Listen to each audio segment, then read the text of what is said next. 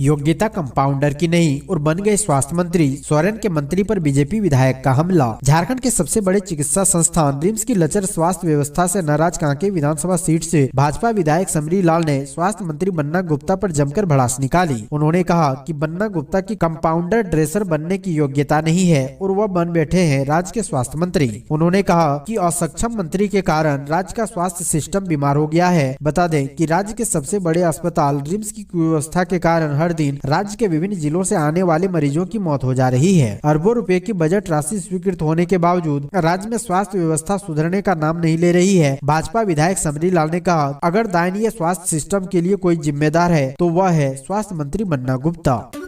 हेमंत सोरेन ने गदा उठाकर जय श्री राम का किया उद्घोष। रांची के ऐतिहासिक तपोवन मंदिर निवारणपुर का स्वरूप बदलेगा, मंदिर और आसपास का क्षेत्र विकसित किया जाएगा। मुख्यमंत्री हेमंत सोरेन ने मंगलवार पूरे विधि विधान से पूजा अर्चना कर तपोवन मंदिर के आसपास के क्षेत्रों के सौंदर्यीकरण और पुनर्निर्माण कार्य आधारशिला रखी। इसके पहले मुख्यमंत्री और विधायक सीपी सिंह ने मंदिर में शीश झुकाकर राज्य की उन्नति, सुख शांति, सद्भाव और समृद्धि की कामना की। गदा उठाकर मुख्यमंत्री ने कहा कि जय श्री राम। इसके बाद विधानसभा सत्र की व्यस्तता का हवाला देते हुए जल्द ही वहां से निकल गए। उन्होंने जन समुदाय से कहा कि उन्हें फिर खुशी होगी जब वे रामनवमी के दिन इस मंदिर में आएंगे। लोगों ने उनका आभार जताते हुए इसे सरकार की बड़ी सौगात बताया।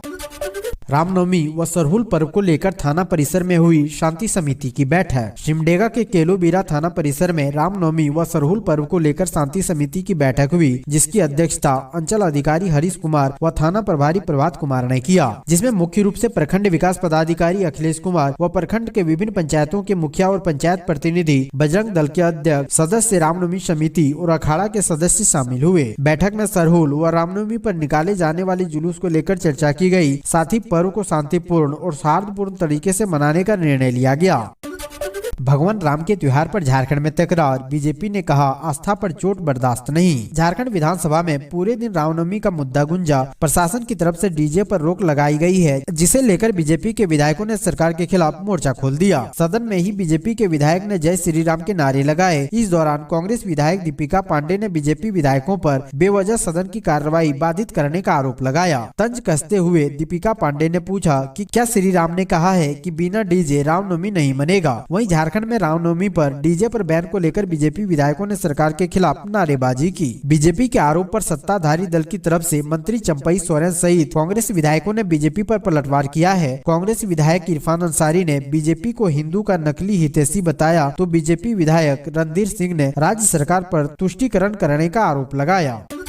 स्वास्थ्य मंत्री बन्ना गुप्ता के जवाब से नाराज सरयू राय, सदन की कार्रवाई का किया बहिष्कार। झारखंड विधानसभा में एक बार फिर जमशेदपुर पूर्वी के विधायक सरयू राय और स्वास्थ्य मंत्री बन्ना गुप्ता आमने सामने हो गए। दरअसल मंगलवार को बजट सत्र के 14वें दिन सरयू राय के सवाल का जवाब स्वास्थ्य विभाग के द्वारा नहीं दिए जाने से विवाद बढ़ गया। माहौल इतना बढ़ गया कि सरयू राय नाराज होकर सदन से बाहर निकल गए और बजट सत्र के शेष बचे दिन में भाग नहीं लेने की घोषणा कर दी। दरअसल सरयू राय ने स्वास्थ्य विभाग से प्रश्न किया था कि जो विभाग के द्वारा भारत सरकार की कंपनियों से अत्यधिक दामों पर खरीद की जा रही है, उसमें सरकार को राजस्व की क्षति हो रही है, जिस पर स्वास्थ्य मंत्री का जवाब से सरयू राय नाराज हो गए।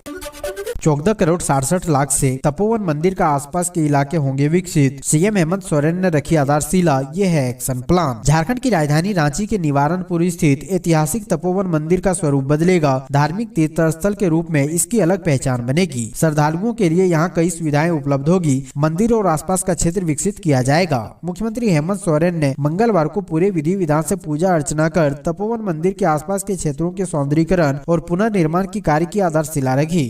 इस अवसर पर उन्होंने मंदिर में शीश नवाकर राज्य की उन्नति, सुख शांति, सद्भाव एवं समृद्धि की कामना की। मंत्री आलमगीर आलम के क्षेत्र में प्रकुलन घोटाला, तालाब को मात्र 5 फीट गहरा बनाने के लिए 25 लाख का खर्च। ग्रामीण विकास मंत्री आलमगीर आलम के विधानसभा क्षेत्र पाकुड़ में आने वाले बड़हरवा नगर पंचायत में नगर विकास विभाग की योजना में प्रकुलन घोटाले का खुलासा हुआ है। बड़हरवा नगर पंचायत के वार्ड नंबर 14 के लबदा में असमल्ला पोखर के जीर्णोद्धार के लिए करीब 25 लाख रुपए का प्रकुलन बना दिया गया। यह तालाब 230 गुना 190 फीट तथा 175 गुना 173 फीट क्षेत्रफल का है। गहराई 5 फीट करनी थी। भूमि संरक्षण विभाग द्वारा 200 गुना 200 फीट लंबाई व चौड़ाई में 12 फीट गहराई के तालाब के निर्माण के लिए 10 लाख रुपए का प्रकुलन बनाया जाता है, लेकिन यहाँ उतने ही क्षेत्रफल को मात्र 5 फीट गहरा करने के लिए 25 लाख रुपए का प्रकुलन बना दिया गया।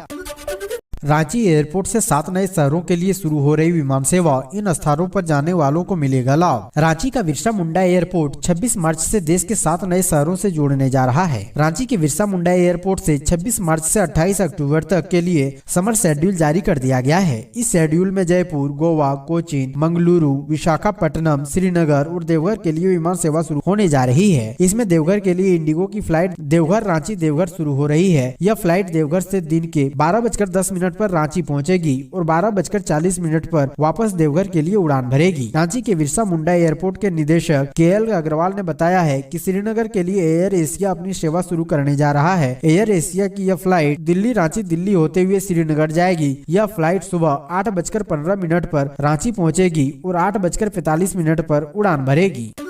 रामनवमी को लेकर राज्य भर में 6,790 अतिरिक्त सुरक्षा बलों की होगी तैनाती। रामनवमी के मौके पर विधि व्यवस्था को लेकर पूरे झारखंड में 6,790 अतिरिक्त सुरक्षा बलों की तैनाती होगी। इसमें सशस्त्र बल और लाठी बल के जवान भी शामिल हैं। इस संबंध में पुलिस मुख्यालय ने आदेश जारी कर दिया है। 27 मार्च तक सुरक्षा बल को प्रतिनियुक्त कर दिया जाएगा। पुलिस बल को हथियार, गोली, लाठी, हेलमेट, बॉडी प्रोटेक्टर एवं लाइट किट दिए जाएंगे। सुरक्षा उपकरणों से लैस होकर के जवान कार्यस्थल पर तैनात होंगे। अतिरिक्त तैनाती में जैप की 10 कंपनी, IRB की 3 कंपनियां, 16 इको व रैप की 6 कंपनियां शामिल है। हर साल रामनवमी के मौके पर जिलों में शोभा यात्रा और जुलूस के मद्देनजर सुरक्षा बल की तैनाती होती है। सांप्रदायिक तनाव और इस तरह की घटनाओं को देखते हुए सुरक्षा के पुख्ता इंतजाम किए जाएंगे। सुरक्षा बल इस बात का विशेष ध्यान रखेंगे कि किसी इलाके में तनाव या हिंसा की स्थिति पैदा न हो। सबसे अधिक हजारीबाग में 1660 जवान तैनात किए जाएंगे। इसके अलावा रांची में 1155 जवान और गिरिडीह में 500 जवानों की तैनाती की जाएगी।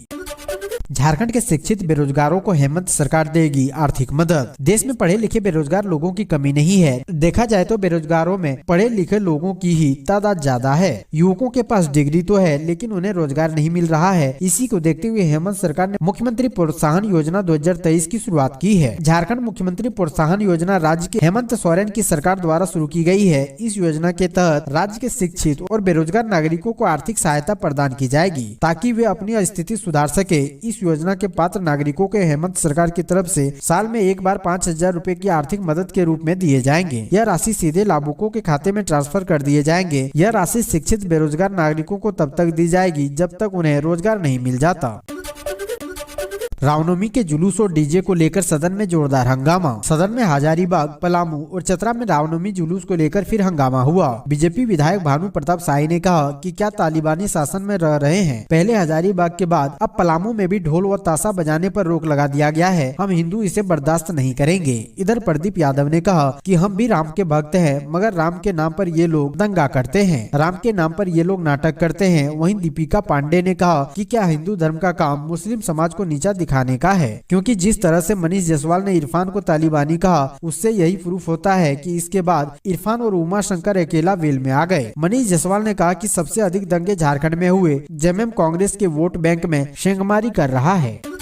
अजान के लिए लाउड स्पीकर, लेकिन रामनवमी में डीजे पर रोक क्यों, सदन में गूंजा मामला। रामनवमी जुलूस के दौरान डीजे बजाने को लेकर सरकार के गाइडलाइन का मामला सदन में गूंजा। बीजेपी विधायकों ने सरकार को घेरने की कोशिश की तो सरकार की ओर से मंत्री मिथिलेश ठाकुर ने मोर्चा संभाले रखा। आगामी रामनवमी त्योहार के दौरान अस्त्र शस्त्र के साथ जुलूस निकालने और डीजे बजाने के मामले पर सदन का पारा चढ़ा रहा। बात असली राम भक्त और सरस्वती पूजा के अजान तक पहुँच गयी। इसका ट्रेलर पहली पारी में ही देखने को मिल चुका था, जब भाजपा विधायक मनीष जायसवाल ने यह कहते हुए अपना कुर्ता फाड़ लिया था कि हजारीबाग में राम भक्त जिला प्रशासन के आदेश के खिलाफ अनशन पर बैठे हैं, लेकिन सरकार उस पर संज्ञान नहीं ले रही है। उनके विरोध का असर दूसरे पाली में भी दिखा। इस बीच मंत्री मिथिलेश ठाकुर ने कहा कि रामनवमी के जुलूस पर कहीं भी प्रतिबंध नहीं है। भाजपा वाले लोग भड़का रहे हैं, लोगों को गुमराह किया जा रहा है। सिर्फ डीजे को लेकर सुप्रीम कोर्ट और हाई कोर्ट के आदेश को सुनिश्चित किया जा रहा है। पुरानी पेंशन स्कीम की मांग को लेकर रेल कर्मचारियों ने किया प्रदर्शन। धनबाद रेलवे स्टेशन के पास 21 मार्च को रेलवे कर्मचारी ने न्यू पेंशन स्कीम का विरोध और पुरानी पेंशन स्कीम लागू करने की मांग को लेकर जमकर प्रदर्शन किया। All India railway men's federation east central railway कर्मचारी यूनियन के आह्वान पर धरना प्रदर्शन का आयोजन किया गया। प्रदर्शन में धनबाद की 3 शाखाओं सहित कतरास और पथरडी स्टेशन के सैकड़ों रेल कर्मचारियों ने बढ़ चढ़ कर हिस्सा लिया। ECRU के केंद्र सहायक महामंत्री ओम प्रकाश ने कहा कि कर्मचारी कठिन परिश्रम से राष्ट्र की सेवा करते हैं। बुढ़ापे की बाकी जिंदगी बिताने के लिए नई पेंशन स्कीम में सरकार मामूली राशि पेंशन के रूप में दे रही है। यह गलत है। यह लड़ाई और जोर पकड़ेगी।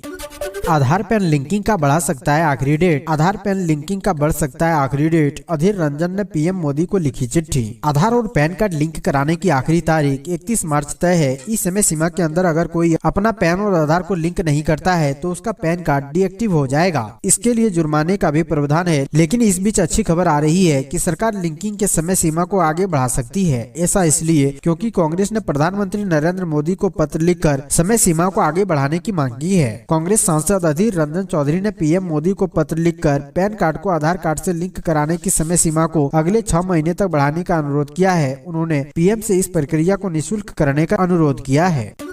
निशिकांत दुबे ने 10 साल की उम्र में मैट्रिक की परीक्षा पास कर ली थी। क्या गजब की प्रतिभा है। महुआ मोइत्रा ने बीजेपी सांसद पर लगाया झूठा हल्फनामा देने का आरोप। झारखंड के गोड्डा से बीजेपी के सांसद निशिकांत दुबे के खिलाफ तृणमूल सांसद महुआ मोइत्रा ने चुनावी हल्फनामे में गलत जानकारी देने का आरोप लगाया है। महुआ मोइत्रा ने निशिकांत दुबे के साल 2009 और साल 2014 के लोकसभा चुनाव के दौरान दिए गए हल्फनामे की तस्वीरें शेयर करके महुआ ने कहा है कि माननीय सदस्य 2009 के चुनावी हल्फनामे के मुताबिक 37 साल के थे। 2024 के चुनाव में दिए गए हल्फनामे के मुताबिक वे 42 साल के हो गए, यानी उनका जन्म साल 1972 में हुआ था। इन दोनों ही हल्फनामों के मुताबिक वे साल 1982 में मैट्रिक पास हो गए, यानी निशिकांत दुबे ने 10 साल की उम्र में मैट्रिक की परीक्षा पास कर ली थी। क्या गजब की प्रतिभा है। हम गरीब तो बस ऐसा ख्वाब ही देख सकते हैं।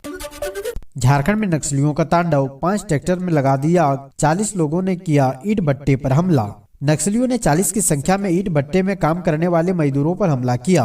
ईंट भट्टे में काम कर रहे लोगों को बंधक बनाया, कुछ लोगों के साथ मारपीट की और 5 ट्रैक्टर में आग लगा दी। बताया जा रहा है कि ईंट भट्टे से लेवी के लिए नक्सलियों ने डिमांड किया था। लेवी नहीं मिलने पर इस घटना को अंजाम दिया गया। पलामू जिले के नाबा बाजार थाना क्षेत्र के कांडा में टीएसपीसी के उग्रवादियों ने सोमवार की रात ईंट भट्टे पर हमला कर दिया। यहाँ काम करने वाले कर्मचारियों को भी बंधक बनाया गया। यहाँ खड़े 5 ट्रैक्टरों में आग लगा दी गई।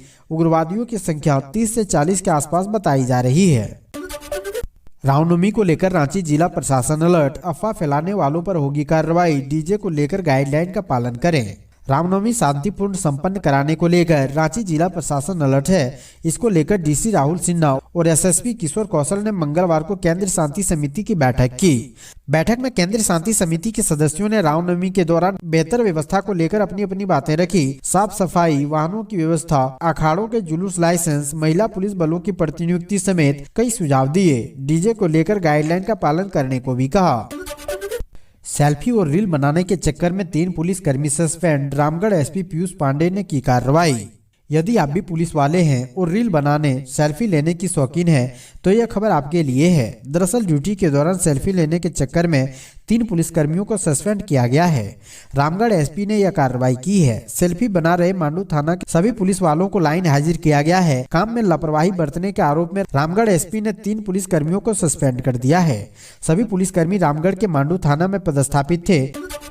कुर्मी महाजनसभा में शामिल होने के लिए रवाना हुए जमशेदपुर। गुड़ाबाद प्रखंड अंतर्गत सिंहपुरा पंचायत के ज्वाल काटा क्लब भवन में मंगलवार को स्वतंत्रता सेनानी शहीद रघुनाथ महतो की 250वीं जयंती मनाई गई। उनके फोटो पर माल्यार्पण किया और पुष्प अर्पित की। इस अवसर पर उपस्थित लोगों ने झारखंड के छात्रों को नियोजन और नियुक्ति मामले पर आंदोलन करने का संकल्प लिया।